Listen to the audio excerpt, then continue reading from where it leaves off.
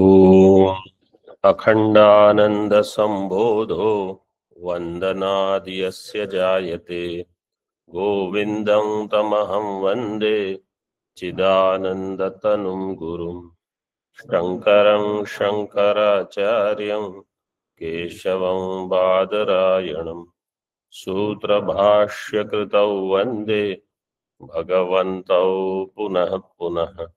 ईश्वरो गुरुरात्मेति मूर्तिभेदविभागिने व्योमवद्व्याप्तदेहाय दक्षिणामूर्तये नमः। ओम शांति शांति शांति। सर्व वेदांत सिद्धांत सार संग्रह। पूर्व पक्षी ने जो दो प्रश्न पहले उठाए थे प्रत्यक्ष प्रमाण के प्राबल्य के बारे में, उसका समाधान अब यहां देते हैं। पृष्ठ क्रमांक 75 ये टीका है 293 के पहले। एतद उक्तम भवति प्रश्नद्वयस्य परिहार विषय। प्रश्नद्वय कब किया था?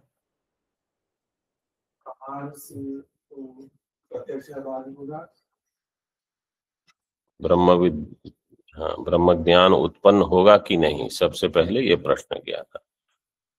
और अगर उत्पन्न हुआ भी तो बाधित हो जाएगा। लेकिन प्रश्न कौन से श्लोक में किया था? 275 के बाद। अत्र एतदपि प्रश्नद्वयम संभवति, उसका समाधान यहाँ कर रहे हैं। एतद उक्तम भवति प्रश्नद्वयस्य परिहार विषये। अबाधित, हर एक शब्द यहाँ बहुत ही महत्वपूर्ण है। अबाधितानधिगत ब्रह्म प्रतिपादकानाम अतिशयानंद ब्रह्म प्राप्ति पर्यवसायिनाम अपौरुषेय वेदांतानाम विधिवत् श्रवणादि व्यापारेण अहं कूटस्थ अव्यभिचारी स्वयं प्रकाशा परिच्छिन्न स्तुरियो अस्मि इति असंदिग्ध प्रमा उत्पद्यते। ब्रह्म कैसा है? अबाधित और अनधिगत। अबाधित का अर्थ है जिसका बाध नहीं होगा, जिसका निषेध नहीं हो सकता। क्योंकि एक प्रश्न ये था कि ब्रह्म का ज्ञान होने के बाद उसका बाध प्रत्यक्ष कर देगा। बोले ब्रह्म का बाध नहीं होगा एक बार ज्ञान होने पर। और ब्रह्म अनधिगत भी है। इस काल में अभी ब्रह्म अनधिगत है, इसलिए उसकी प्रमा उत्पन्न हो सकती है। जो अधिगत है उसकी प्रमा नहीं होगी, तो अनुवाद होता है। तो ब्रह्म अबाधित अनधिगत है, ऐसे विषय की प्रमा होती है। किससे होती है? उसके प्रमाण से। तो ब्रह्म प्रतिपादका नाम अतिशयानंद, ब्रह्म के जो प्रतिपादक है, जो अतिशय आनंद ब्रह्म की प्राप्ति में जिसका पर्यवसान है, अतिशय आनंद ब्रह्म पर्यवसायी नाम वेदांता नाम। वेदांता नाम का अर्थ है वेदांत वाक्य, वेदांत के वाक्य। अपौरुषेय, जो पौरुषेय नहीं है, अपौरुषेय वेदांता नाम विधिवत श्रवणादि व्यापारेण। लेकिन ये वेदांत ज्ञान कब उत्पन्न करेंगे? जब आप विधिवत श्रवणादि व्यापार करो। विधिवत व्यापार का अर्थ क्या है? कि आप आरंभ से ठीक ठीक शास्त्र का अध्ययन, ऐसे नहीं कि यहाँ कुछ अध्ययन कर लिया, वहां उसके कुछ बीच में एक दो अध्याय पढ़ लिए, कुछ यहां से पढ़ सुन लिया, ऐसे ज्ञान नहीं होता। ठीक ठीक आरंभ से अंत तक। जिनके प्रतिबंध कम है उनको अधिक श्रवण की आवश्यकता नहीं हो, लेकिन परंपरा से जैसे अध्ययन करते हैं आरंभ से अंत, और विधिवत है गुरु उपसत्ति पूर्वक, जैसे यहाँ मुंडक में बताया था, शौनको हवई महाशालो अंगिरसम विधिवत उपसन्न पप्रच्छ। विधिवत उपसन्न होकर उसने प्रश्न किया।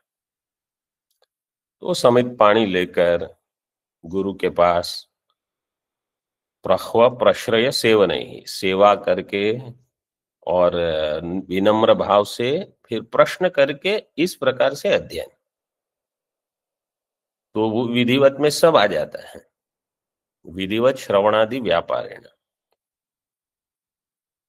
उससे ज्ञान क्या होगा, प्रमा क्या होगी, अहम कूटस्थ, मैं कूटस्थ अव्यभिचारी असंसारी हूं, स्वयं प्रकाश अपरिच्छिन्न तुरीय, तुरीय ब्रह्म मैं हूं, अस्मि इति असंदिग्ध प्रमा उत्पद्यते, असंदिग्ध प्रमा की उत्पत्ति होती है।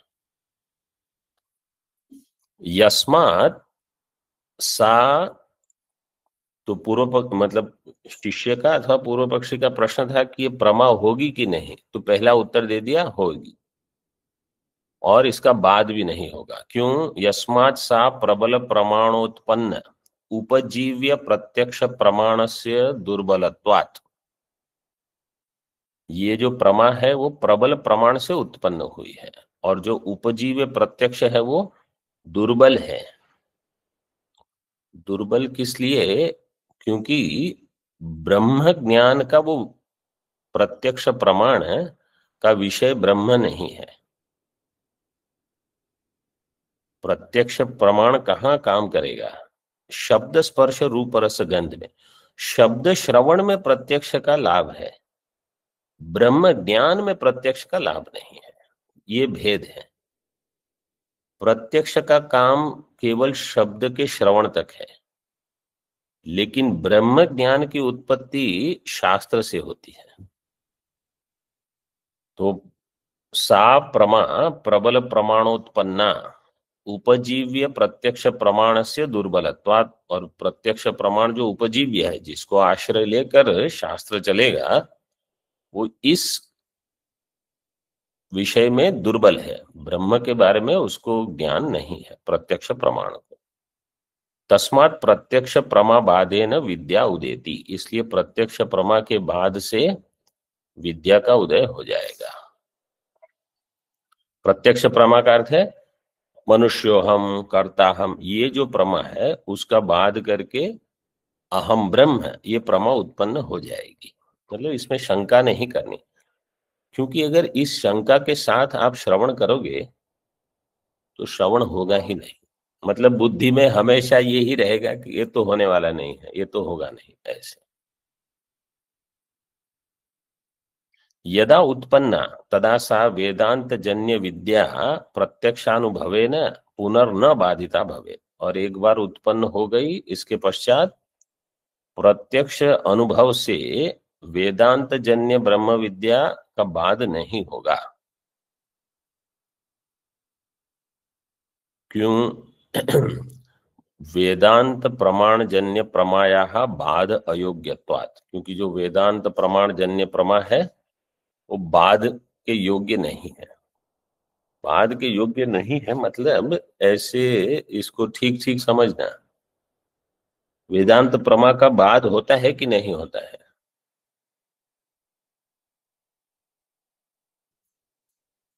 नहीं होता। वेदांत प्रमा का बाध अगर नहीं हुआ तो एक ब्रह्म और एक वेदांत प्रमा, तो कितने हो गए? तो द्वैत हो जाएगा। बाध अयोग्यत्वाद का अर्थ है अन्य प्रमाण से उसका बाध नहीं होगा, लेकिन वो अपना बाध भी कर देगी। ब्रह्माकार वृत्ति जैसे कतक रेणु, मतलब हर एक पद को आपको ठीक ठीक ग्रहण करना है, नहीं तो कहीं हम ये समझ बैठेंगे कि ब्रह्म तो है ही अबाधित, और अब वेदांत प्रमाण से जो ज्ञान हुआ प्रमा, उसका भी बाध नहीं होगा, तो ज्ञान हमेशा रहेगा। ज्ञान नहीं रहेगा, ज्ञान के संस्कार रूप से जो बाधित है, मैं ब्रह्म हूं ये ज्ञान हो गया, इसके बाद वृत्ति रूप ज्ञान नहीं रहेगा।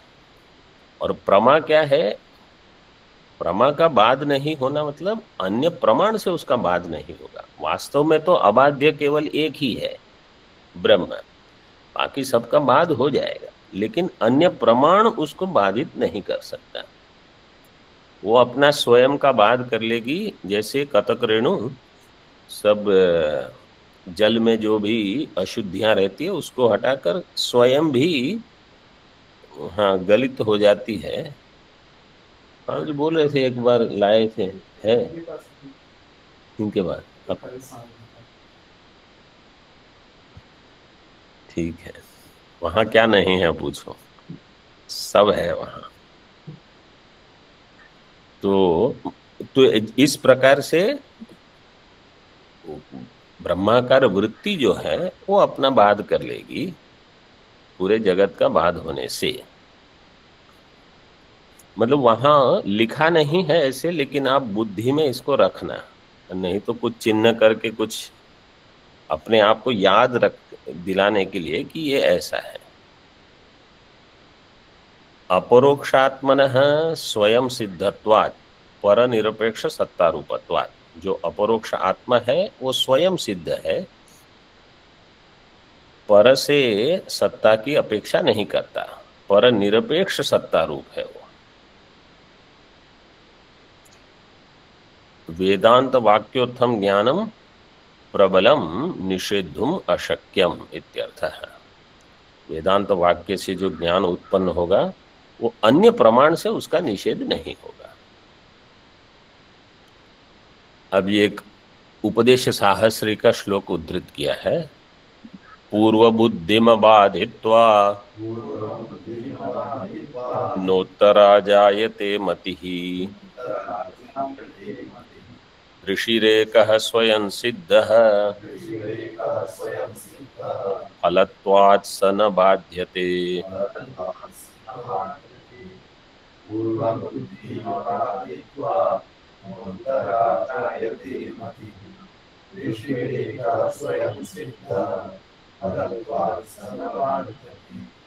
ये द्वितीय अध्याय का है। पूर्व बुद्धिम अबाधित्वा उत्तरा मति ही न जायते। पहले जो मति है उसका बाध किए बिना दूसरी मति उत्पन्न ही नहीं होगी। मतलब जब वेदांत ज्ञान उत्पन्न होगा तो प्रत्यक्ष का ही बाध करके आएगा।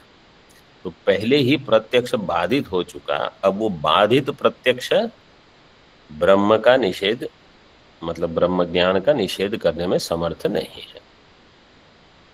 और जो आत्मा है वो कैसा है? दृषि ही एकः स्वयं सिद्ध, फल रूप है, वो ज्ञान है। दृषि का अर्थ है ब्रह्म, वो तो स्वयं सिद्ध है, फल है इस ज्ञान का। स न बाध्यते, उसका भी बाध नहीं होगा। तो ब्रह्माकार वृत्ति का बाध प्रत्यक्ष ज्ञान नहीं कर पाएगा, और ब्रह्म का ज्ञान बाध कोई नहीं कर सकता। ऐसे फल से वो ब्रह्माकार वृत्ति का परिणाम ज्ञान, अंतिम जो पर्यवसान है वो है फल ब्रह्म ज्ञान। यहाँ केवल इतना ले सकते हैं।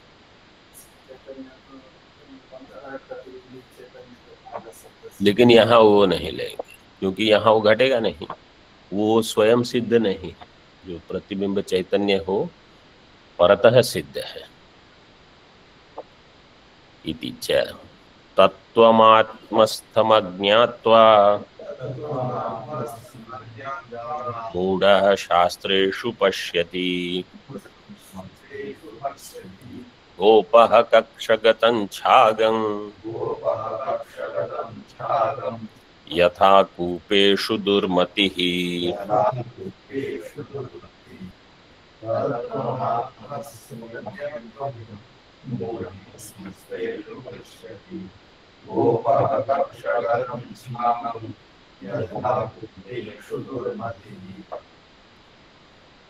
मूढ़ः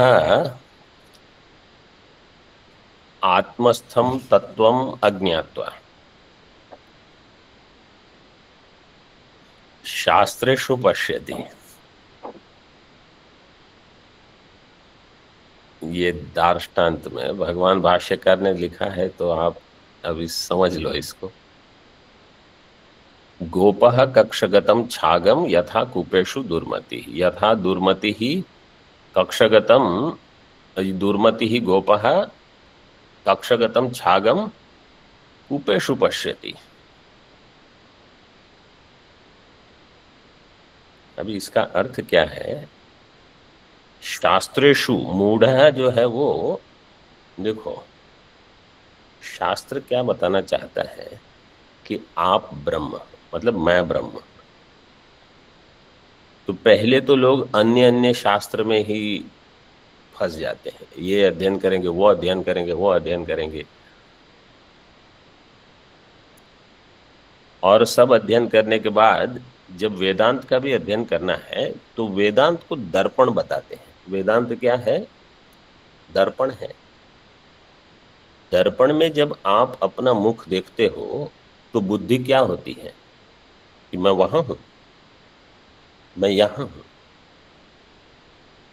तो जब हम शास्त्र अध्ययन करते हैं, वेदांत शास्त्र, अन्य शास्त्र तो समझ लिए कि वो तो ब्रह्म का प्रतिपादन नहीं कर पाएंगे। जब वेदांत शास्त्र हम अध्ययन करते हैं तो बुद्धि ये बननी चाहिए कि इसका विषय मैं हूं, ये मेरे बारे में बोल रहा है। ऐसे नहीं कि ये कोई ब्रह्म के बारे में बता रहा है, कोई एक ऐसा तत्व है, कोई एक विलक्षण वस्तु है, ये मेरे बारे में है। इसका विषय क्या है? मैं ब्रह्म हूं, ये इसका विषय है। तो अगर केवल हम उसको यही मानते हैं कि शास्त्र में मतलब यहाँ ये कहा है, वहां वो कहा है, इस तक यहाँ तक सीमित रखते हैं, और अपने आप को अगर हम ब्रह्म नहीं जानते अथवा ये नहीं समझते कि अरे ये मेरे बारे में बता रहा है सब, ये मेरा ही स्वरूप है, इसी की कथा है ये, अगर ये बुद्धि नहीं बनती तो ऐसा ही है जैसे कोई दुर्मति ही गोपहा, कोई गाय बकरी चराने वाला है, उसका बछड़ा यहाँ है कक्षगतम, हाथ में रखा है, वो कुएं में ढूंढ रहा है कि कहाँ गिर गया, क्योंकि इसका प्रतिबिंब जब वो वहां देखता है कूप में तो उसका भी प्रतिबिंब वहां दिखेगा। उस प्रतिबिंब को देखता है, कहता है वो वहां पड़ा है, अरे वो यहाँ है। ऐसे जब ब्रह्म का प्रतिपादन होता है तो आप देखते हो शास्त्र में, लेकिन बुद्धि बननी चाहिए अपने आप में। नहीं तो फिर शब्द जालम महारण्यम चित्त भ्रमण कारणम अतः प्रयत्न ज्ञातव्यम। इसलिए ठीक भाष्यकार कभी हमको भ्रमित नहीं होने देते ऐसे। तो कहीं ये ना हो जाए कि पुस्तक में ही ब्रह्म को ढूंढते रहें।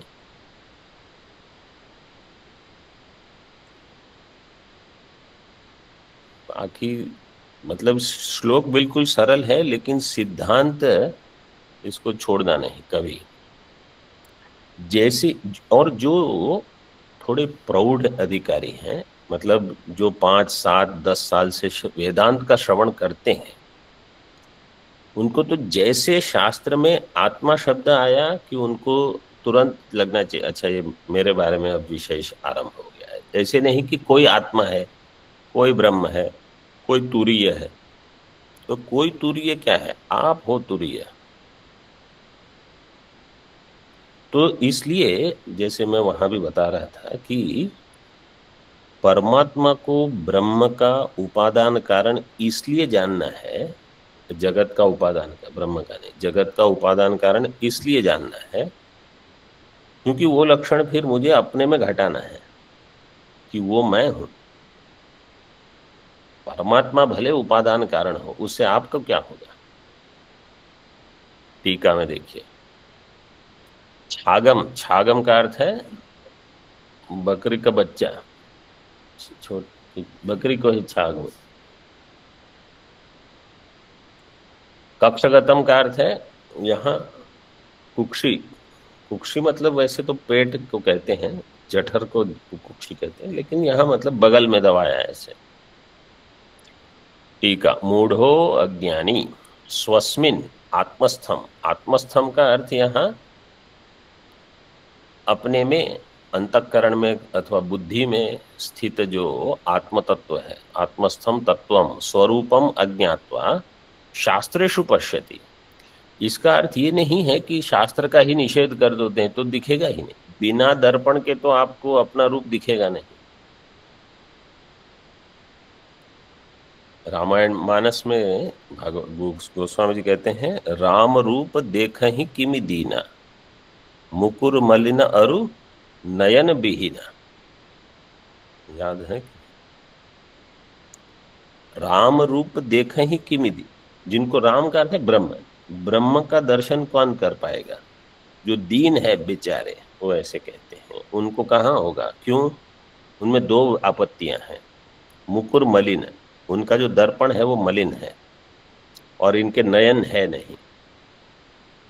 नयन से ले लीजिए प्रमाण, और दर्पण से वहां अंतःकरण। मलिन अंतःकरण हो और प्रमाण न हो तो ब्रह्म का ज्ञान नहीं होगा। तो शास्त्र तो चाहिए, लेकिन शास्त्र में ब्रह्म को नहीं ढूंढना है। शास्त्र बता रहे हैं आप ब्रह्म हो, ऐसे। शास्त्रेषु पश्यति, नहीं तो कोई ठीक ठीक अर्थ नहीं समझेगा तो कहेगा देखो ये मूढ़ शास्त्र में पढ़ते हैं, इसलिए हम शास्त्र ही नहीं पढ़ेंगे, तो कहीं नहीं पहुंचोगे। यथा दुर्मति गोपो मंद बुद्धि कक्षगतम छागम अजम कूपे पश्यति। बकरी बकरी को कक्ष में है और वो कूप में देख रहा है, तो वहीं ढूंढने का प्रयास करता है।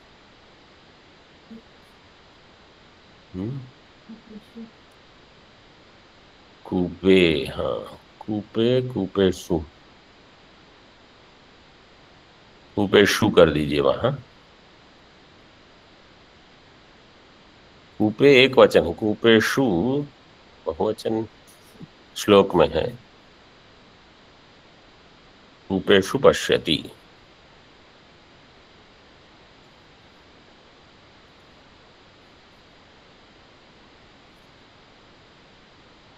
शास्त्रम आत्मनो अपरोक्ष स्वयं प्रकाश स्वरूपम ब्रह्म रूपेण दर्शयति इति अभिप्राय। शास्त्र अपना स्वरूप बताता है, इसलिए ध्यान वहां रहना चाहिए। आत्मनो अपरोक्ष स्वयं प्रकाश, वो अपरोक्ष है, वो बता रहा है, इसलिए कहीं बहिर्मुख न हो जाए शास्त्र पढ़ के। मतलब ये भी एक भ्रांति हो सकती है, उसका भी निवारण कर देते हैं। अगला श्लोक भी सुंदर है बिल्कुल। स्वमात्मानं परं मत्वा परमात्मानमन्यथा विमृग्यते पुनः स्वात्मा बहिः कोशेषु पंडितैः।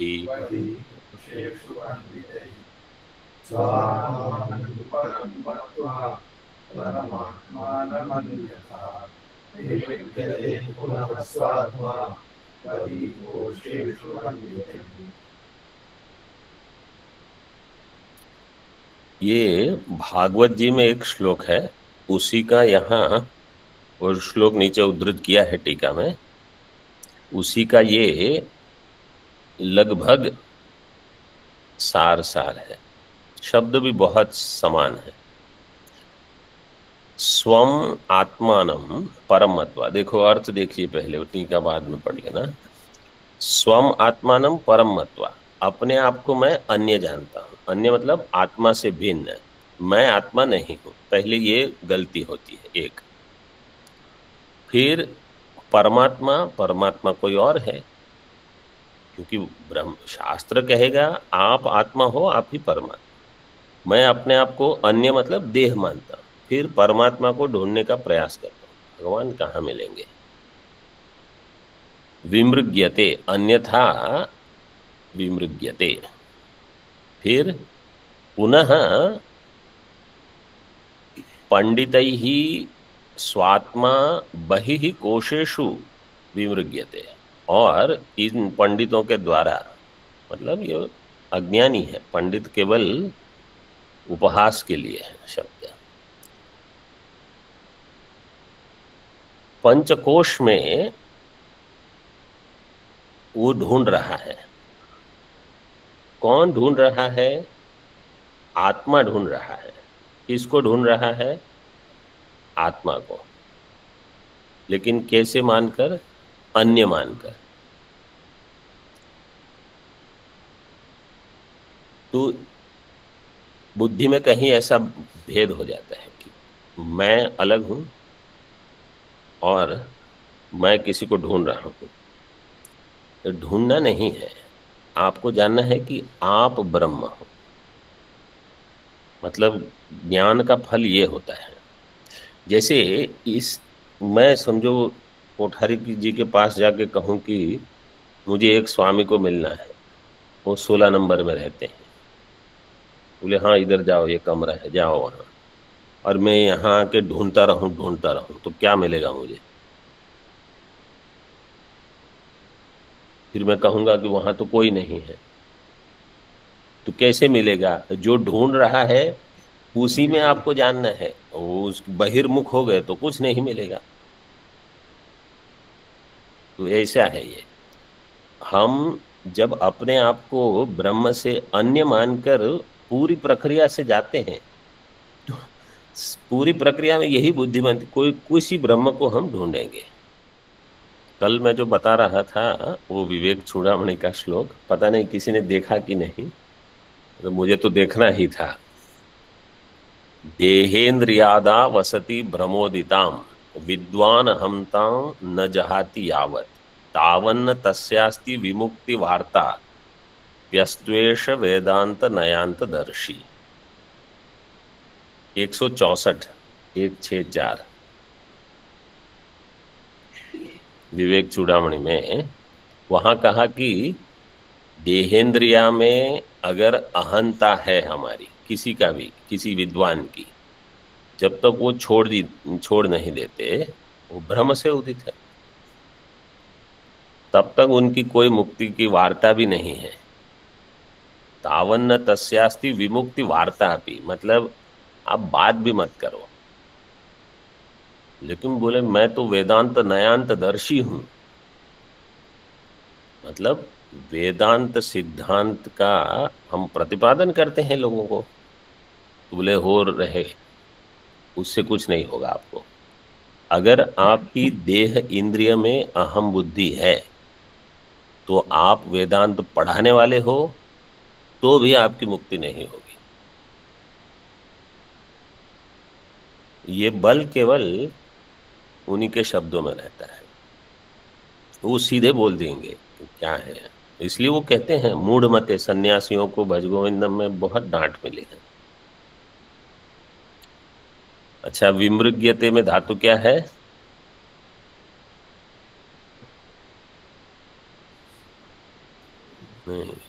मृग अन्वेषण, अन्वेषण करना है यार।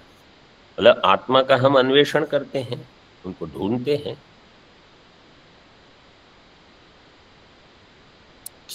ये चुरादी गण की धातु है। इसमें यकार सार्वधातु के यक, इस सूत्र से आएगा, सार्वधातु के यक। टीका में देखिए, स्वमात्मानम स्वस्वरूपम परम मत्वा, परम मतलब अन्य, अनात्म रूपम पंचकोशात्म रूपम मत्वा, परमात्मानम ब्रह्म अन्यथा जीव भिन्नम मत्वा। दो गलती। पहली गलती क्या है कि मैं अपने आप को अनात्मा मान लेता हूं और परमात्मा ब्रह्म को मुझसे भिन्न है।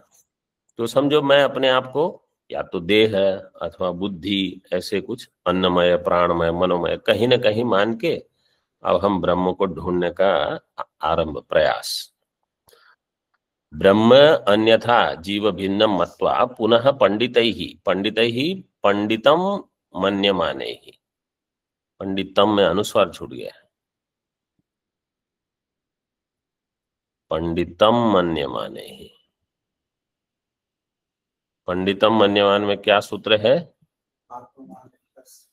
हाँ, आत्मा माने कश्च।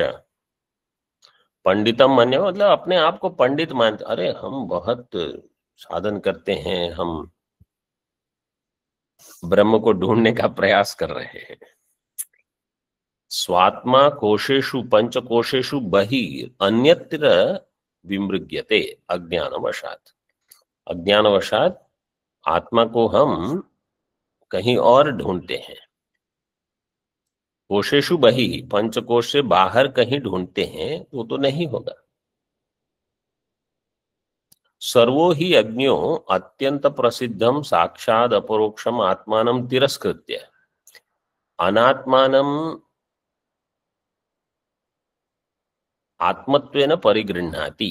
अनात्मा को आत्म रूप से ग्रहण करके फिर हम ढूंढने का प्रयास करते हैं। उक्तम ही ब्रह्मणा, ब्रह्मणा का अर्थ क्या होगा? ब्रह्मा।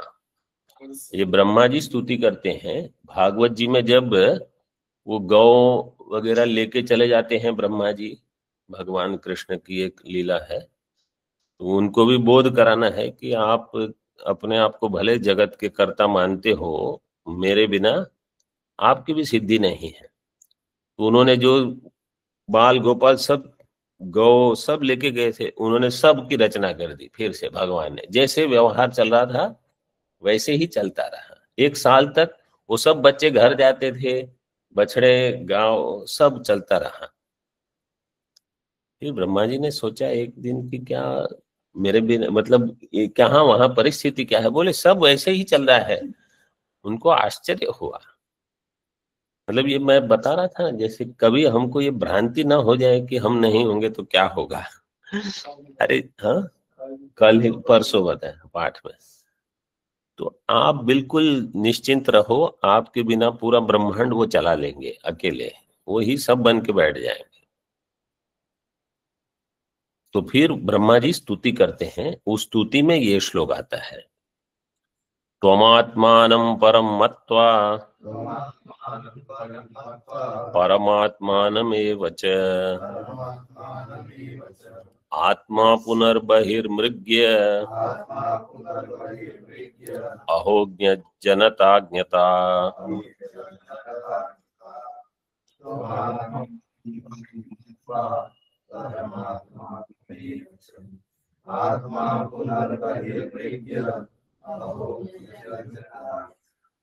देखिए अभी श्लोक का जो पूर्वार्ध है और भगवान भाष्यकार ने जो वहां लिखा है त्वम आत्मानम, इन्होंने कह दिया स्वम आत्मानम, और बाकी लगभग समान है, केवल अन्यथा के बदले एवच कर दिया। और क्रियापद भी वही रखा, वहां विमृग्य दिया है, इन्होंने विमृग्यते कर दिया है। मतलब भाव वही है श्लोक का। इसका अर्थ है कि भगवान भाष्यकार ये पुराण इत्यादि वो तो है ही, श्रुति स्मृति पुराणा नाम आलयम, वो तो सब उनको याद रहेगा किस समय क्या श्लोक उपस्थित करना। मैंने एक जगह देखा भागवत जी में ये दुर्वार संसार दवाग्नि तप्त, उसका भी लगभग वही रूप वहां मिल गया भागवत जी में। मतलब ऐसे ही नहीं, लेकिन अर्थ से और बहुत सारे शब्द भी मिल गए वहां। मतलब उनके श्लोक में कहीं ना कहीं से कुछ ना कुछ मिल ही जाएगा आपको। और भाष्यकार लिखते ही ऐसे हैं। ये श्लोक का अर्थ भी वही है कि अपने आप को अन्य मान के परमात्मा को भी अपने से अन्य मानकर फिर आत्मा को बाहर ढूंढते हैं। देखो ये अज्ञजनों की अज्ञता।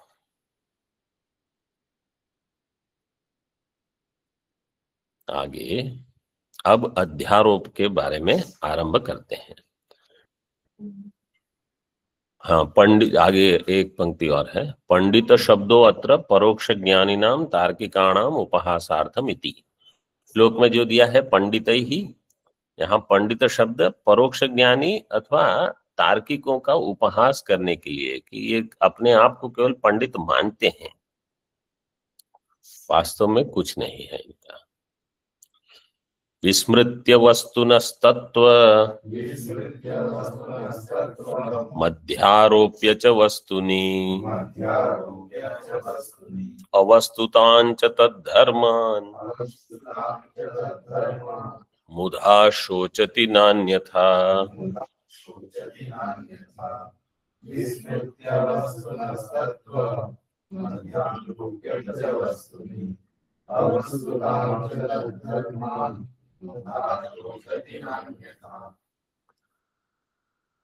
वस्तुनः तत्वं विस्मृत्य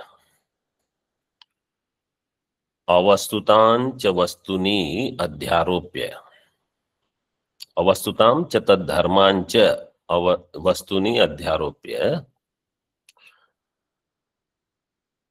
मुधा शोचति न अन्यथा। तो इसका कर्ता मूढ़ः अथवा नरः कुछ भी ले सकते हैं। वस्तु वस्तु मतलब ब्रह्म, आत्मा, आत्मा का जो तत्व है उसको भूलकर विस्मृत्य, और वस्तु में अवस्तु का, अवस्तु के धर्म का अध्यारोप करके फिर ये दुखी होता है। तो साधारण भी व्यवहार में अगर हम कुछ अध्यारोप करके कि ये वैसे हैं, ये वैसे हैं, तो आप दुखी होगे। इन्होंने वो किया होगा, अब होगा ही क्योंकि आपको तो पता नहीं है कुछ, फिर भ्रमित। आवश्यकता क्या है, आप अपना काम करो चुपचाप। फिर मुधा शोचती। अध्यारोप्य, अध्यारोप्य आरोप शब्द कैसे बने, अधि उपसर्ग पूर्वक आरोप, आरोप में धातु क्या होगी, ये कठिन है। रुह धातु। हाँ, रूह धातु से बनेगा। रूह में रूह वो उससे तो नहीं होगा। रूह आरोहण के अर्थ में जो होगा उस अर्थ में होगा। ये उसमें नीच करके है और फिर आरोप पे बनाने के ल्यप प्रत्यय सब। आरोप में रूह धातु आंग उपसर्ग पूर्वक, रूह धातु में णिच प्रत्यय और घय प्रत्यय। हाँ वही, प्रादुर्भाव एक ही है धातु, अन्य है कोई, मैं देख लेता हूँ। बीज जन्मनि प्रादुर्भावे च। दो है, बीज जन्मनि, निच प्रत्यय देन अच प्रत्यय स्वामी जी। बीज जन्मनि प्रादुर्भावे च।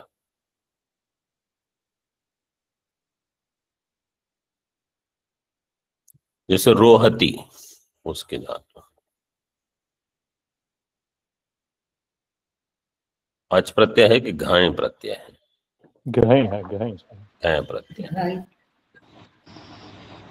अच्छी स्वामी जी। वहां शब्द कल्पद्रुम में ऐसे दिया है, देख लेंगे फिर। वस्तुनः टीका, नरो वस्तुनः सतः तत्वं स्वरूपं विस्मृत्य वस्तुनि अवस्तुतां तद्धर्मांश्च अवस्तु तद्धर्मांश्च आध्यारोप्य मुधा वृथा शोचति। ये जो जीव है वो वस्तु का स्वरूप भूलकर, मतलब जिसको हम कहते हैं अपरोक्ष, अपरोक्ष का अर्थ ही है कि वो कभी आपकी बुद्धि से जाएगा नहीं, क्योंकि वो साक्षात अपरोक्ष है और सर्वदा वो अपरोक्ष है। इसको सिद्धांत अगर समझना है, ये पट है, ठीक है। अभी मैं पट का दर्शन कर रहा हूं, अभी नहीं कर रहा, तो इस जड़ पदार्थ में और आत्मा से अन्य पदार्थ अनात्म पदार्थ में ये विकल्प संभव है। आपको कभी देखना हो देख लिया, कभी नहीं देखना है नहीं देखो। समझो आपको हमेशा देखना है, जागृत में हो जाएगा, स्वप्न में नहीं होगा। तो यावत जागृत काल में भी अगर किसी का दर्शन कर सकते हो आप, वो स्वप्न में बाधित हो जाएगा। तो कोई भी जागृत का पदार्थ आत्मा नहीं हो सकता। ठीक है, अब अंतःकरण को लीजिए। तो जागृत में तो पूरे समय यावत जागृत कालम अंतःकरण का ज्ञान हो रहा है, भले हमारा ध्यान वहां न जाए, लेकिन अंतःकरण के प्रकाशन के बिना वस्तु का प्रकाशन नहीं हो सकता। वो तो असाधारण का, वो साधारण कारण है। बाकी जो 5 इंद्रियां हैं वो असाधारण कारण है, लेकिन अंतःकरण साधारण कारण है, तो उसका ज्ञान तो हमेशा होते रहेगा। लेकिन वो भी जागृत और स्वप्न तक ही सीमित है। सुषुप्ति में उसका भी बाद हो गया। अब आप आत्मा को लीजिए।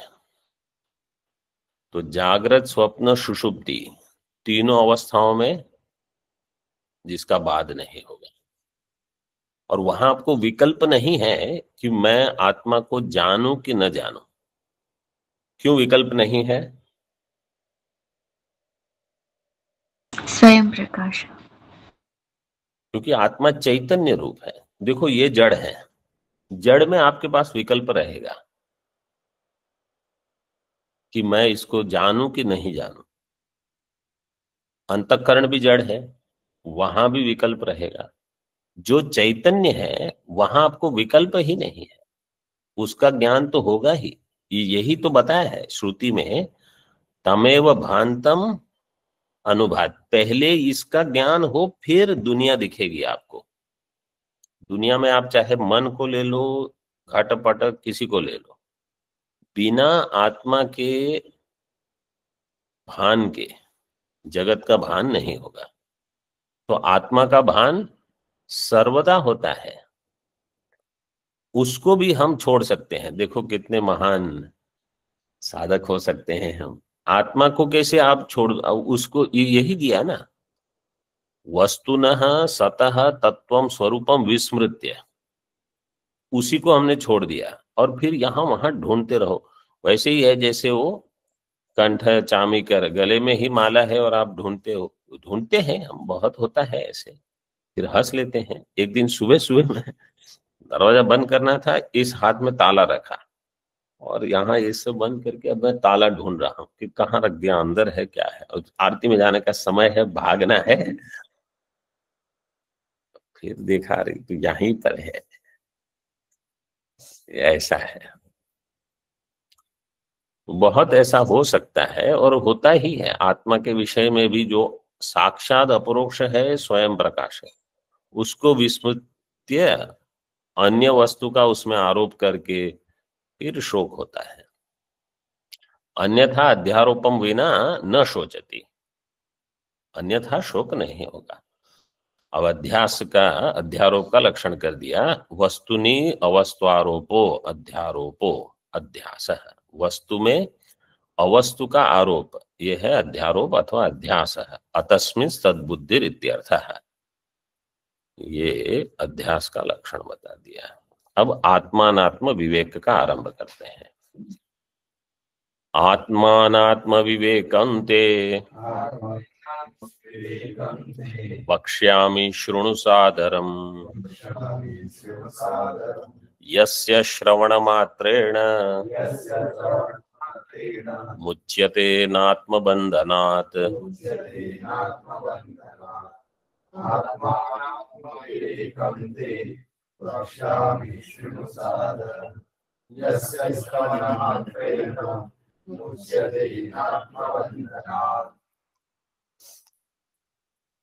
ते आत्मानात्म विवेकम वक्ष्यामि सादरम शृणु। तुमको मैं आत्मानात्म का विवेक बता रहा हूं। वक्ष्यामि मतलब वर्तमान काल में, सादरम शृणु, इसको आदर सहित सुनो। मतलब अभी तक शिष्य सुन ही रहा था, शृणु करके उसकी बुद्धि फिर से संबोधन करके फिर से एकाग्रता के लिए सुनो। ऐसे अन्य कहीं बुद्धि मत जाने दो। इससे क्या लाभ होगा, इसका फल बताइए। यस्य श्रवण मात्रेण मुच्यते अनात्म बंधनात्, ये विष्णु सहस्रनाम में यस्य श्रवण मात्रेण जन्म जन्म संसार संसार बंधना मुच्यते नमस्तस्मै विष्णवे प्रभविष्णवे, वही यहाँ देती। देखो भाष्यकार उनको शब्द तो ऐसे उठा लेंगे कहीं से भी और उनको आते रहेगा ये। यस्य श्रवण मात्रेण जन्म संसार बंधनात्, यहाँ अनात्म बंधनात् मुच्यते। अब यहाँ दिया है श्रवण मात्रेण, इस पर यहाँ थोड़ी टीका आगे है, पहले केवल श्लोक का अर्थ आज कर लेते हैं। आत्मानात्म विवेकम, आत्मा च अनात्मा च आत्मानात्मानौ तयोर्विवेकः आत्मानात्म विवेकः तम आत्मानात्म विवेकम ते तुभ्यम वक्ष्यामि। तो देखिए प्रक्रिया में सबसे पहले आत्मा अनात्म विवेक, इसलिए गीता के द्वितीय अध्याय में सबसे पहला प्रकरण यही है, आत्मा अनात्म विवेक करवाते हैं।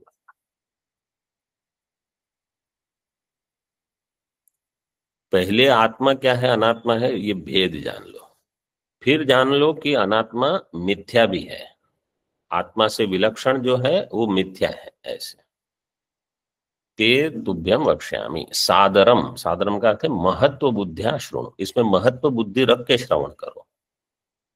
यस्य श्रवण मात्रेण अनात्म बंधनात् आत्म भिन्न वस्तु बंधनात् मुच्यते मनुष्य इति। आत्म भिन्न वस्तु के बंधन से, अनात्मा क्या अर्थ है, जो भी अनात्मा है वो सब बंधन है, कोई भी अनात्मा। कहते हैं कोई लोहे की सलाख है और कोई सोने की, वो सब बंधन ही है। जिस समझ के सबसे मुक्त हो जाओगे। फिर इसमें कुछ प्रश्न है वो कल देखेंगे। ओम पूर्णमदः पूर्णमिदं पूर्णात् पूर्णमुदच्यते पूर्णस्य पूर्णमादाय पूर्णमेवावशिष्यते। ओम शांति शांति शांति।